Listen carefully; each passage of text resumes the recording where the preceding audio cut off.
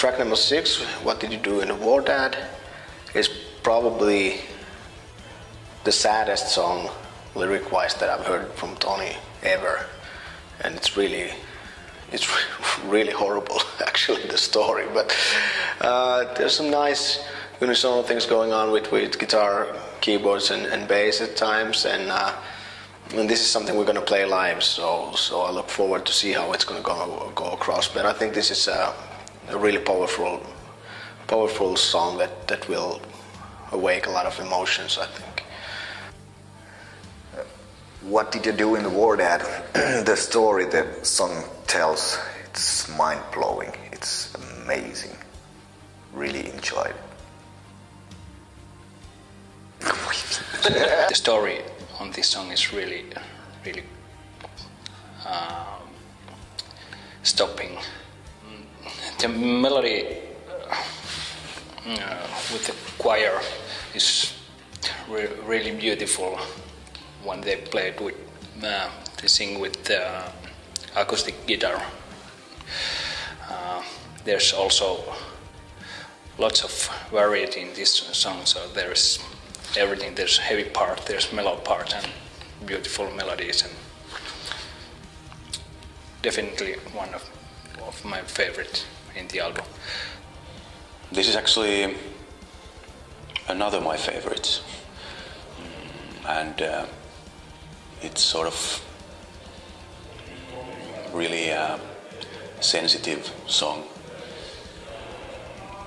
music-wise and lyric-wise as well. I sent Tommy a text message after I had written this song that I have now written the best song on this album. It's got great mood and it's really touching, deep, and it makes me cry at times when I really let myself go into the message and the story that is in there. And you know, that song is it's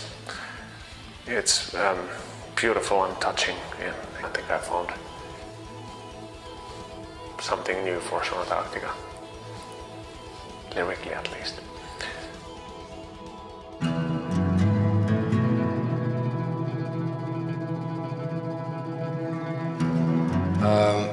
Track number 7, Half a Marathon Man, is, I would say it's the rock song of the album. It's I get a smile on my face when I listen to this one, because this is not definitely not a serious song.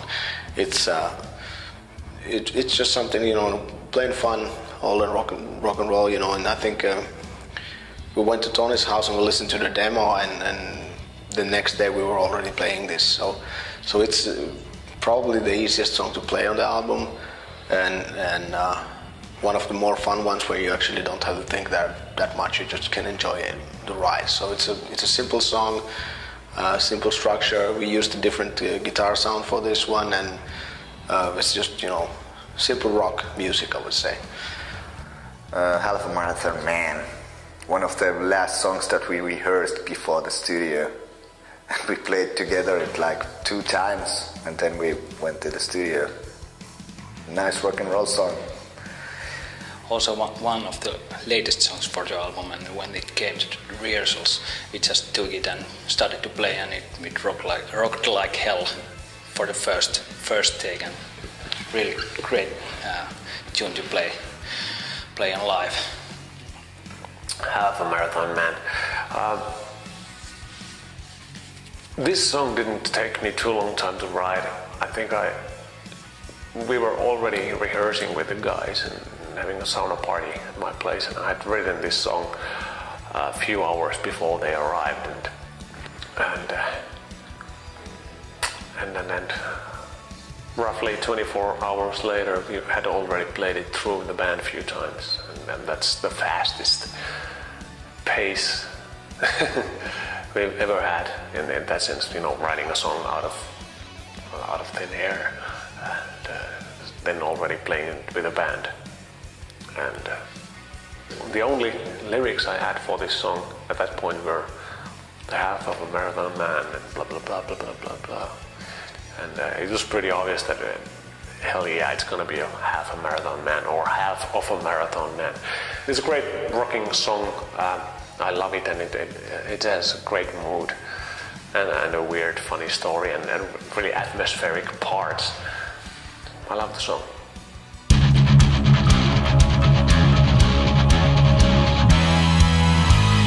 Track number 8 is X Marks the Spot, which would probably classify as the comic relief of the album. And this is something I don't think we're going to play this live because the Preacher's role in this song is quite big. And that would be a friend of ours who did some guest vocal kind of thing on this one. But I would say this is somehow related to Cinderblocks in feel and attitude, and it's I think this song is only made just to make you laugh and have a good time, you know. So you shouldn't take it too seriously, but at least, you know, I still get a crack out of it. So it's the comic relief for this album. X Marks the Spot. Funniest song on this album with the Preacher and everything. I enjoy it. It still makes me laugh every time I hear it. Really funny and cool song. Well, on this song we have a Preacher, and it's something new we decided to try. Lots of double bass, kick drums, and heaviness. You have to hear it yourself. X Marks the Spot. That's really great song. It's kind of funny and still really melodic and powerful. Good riffs and lots of the almost Panther style of riffing in the middle part, but still it's quite funny song. Weird kind of mixture, but it's really great. I like it a lot. And here comes X Marks the Spot with the evil Preacher, and it's I know what should I tell? We finished recording the song like 3 months ago or something, and still makes me laugh out loud. This song, it's just crazy.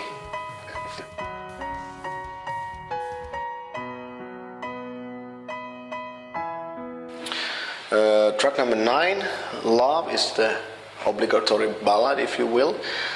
We decided that for this album that we want to keep the tempo up and have a good groove going on at all times. So, but you have to take it easy, at least for one track. And so this is a short ballad.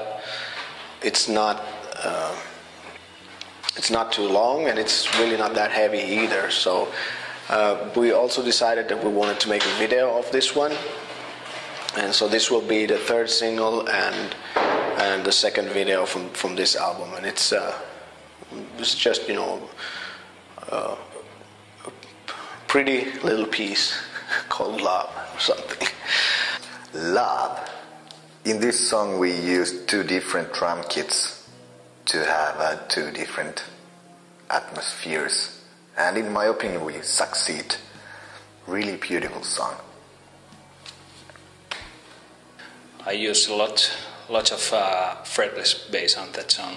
The whole first, the beginning of the song is with fretless bass, and also Tommy plays Ringo Starr like drum kit, just 2-piece, 2 toms and kick drum and snare, and it's kind of tight, small room song with piano and clean guitar and singing on that, and then in the end it grows like a power ballad.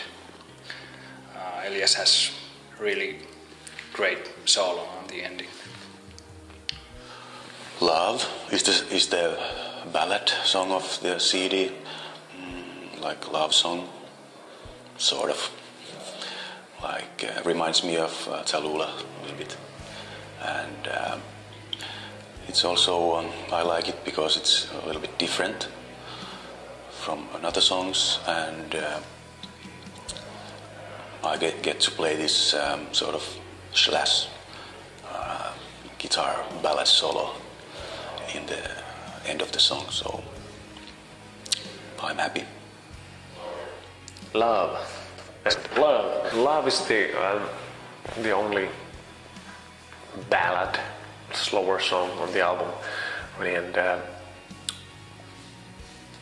people have a lot of times criticized or just wondered why I never write a happy love song. There's always something drastically wrong in the lyrics there. There's no such thing as happy love, and I took the challenge. I was pretty sure that I could not.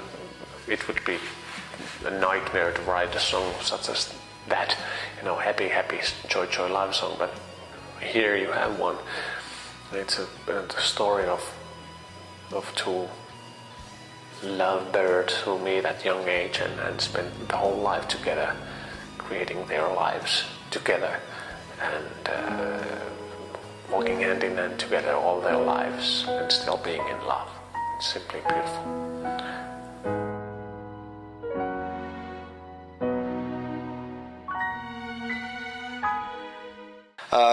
Track number 10, which closes out the album, it's called Larger Than Life.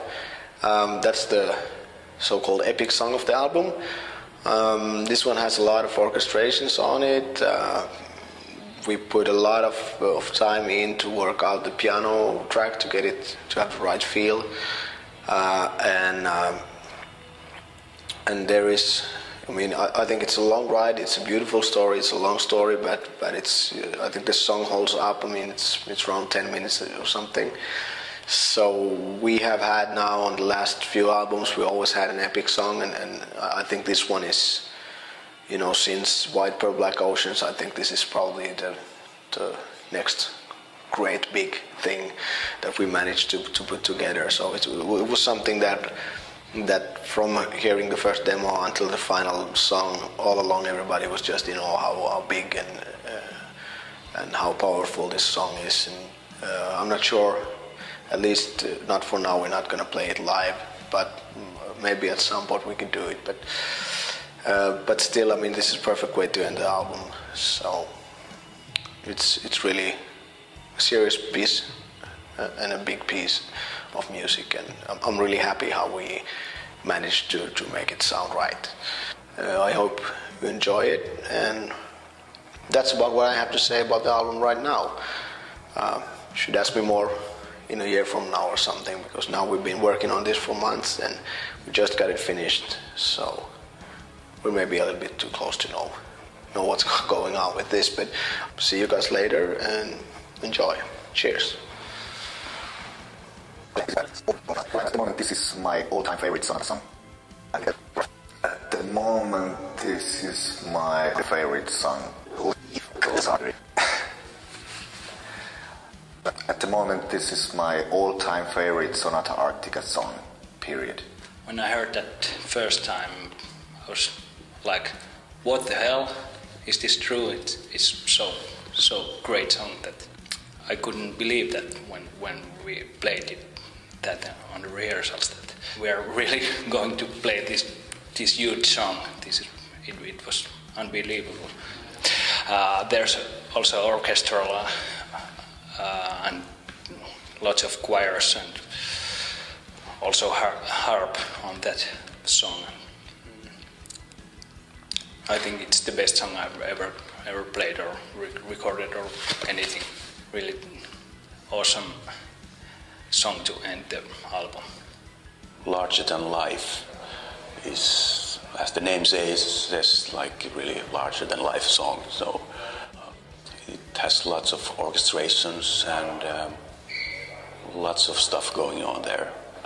It's pretty sensitive song, kind of sad and happy. It's like a roller coaster, like life is sometimes. Larger Than Life is a story of an actor who at young age gets a role that eventually makes him really famous and gives him everything an artist, an actor could ever dream of. And In the process, he forgot to make a life for himself. And he realized that this thing that he has lived, this life he has chosen, it's not fulfilling anymore for him. He has seen it already, and it would be a good time for him to kind of pass it forward and give the role to someone else. And he does that, and still, at older age, he's able to find a new start, new light, new spark, the golden moment of love there. And it's just larger than life. Beautiful song, I love it. Great orchestrations, and I don't know, what could I tell you about it? It's a fairly long song, the longest, and therefore I think there's no really better place for it than at the end of the album. And that's about it. It's beautiful. It's touching. It's Pariah's Child. Hope you like it.